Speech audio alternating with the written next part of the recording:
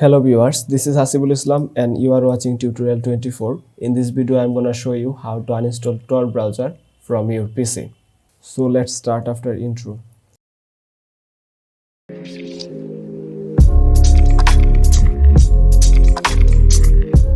Tor Browser uninstall করার এই ভিডিওটি Tor অফিশিয়াল ওয়েবসাইট ফলো করে বানানো হয়েছে। সো ফার্স্ট অফ অল আপনার Tor ব্রাউজার সফটওয়্যারটি যেই ফোল্ডারে ইনস্টল করা আছে সেই ফোল্ডারটি খুঁজে বের করতে হবে।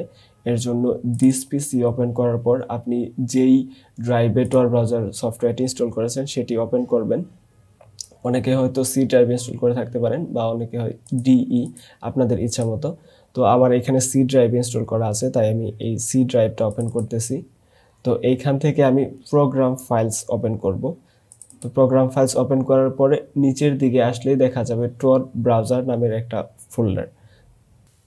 এই Tor ব্রাউজার ফোল্ডারটিতে মূলত আমার Tor ব্রাউজার সফটওয়্যারটি ইনস্টল রয়েছে। তো এটা ওপেন করতেই দেখা যাবে যে Tor ব্রাউজারের যত রিসোর্স প্লাগইনস রয়েছে সেগুলো দেখা যাচ্ছে। তো আমি এটা থেকে আপাতত ব্যাক যাব এবং Tor ব্রাউজার যে ফোল্ডারটি আছে এটা জাস্ট ডিলিট করে দেব। ওকে, ডিলিট করে দিলাম। তো এরপর এগুলো সব কেটে আসতেছি। কেটে আসার পর আমি Tor ব্রাউজারটা ওপেন করার চেষ্টা করব। তো দেখা যাচ্ছে যে এটা আর ওপেন হচ্ছে না, অর্থাৎ এই শর্টকাটটাও মুছে যাবে।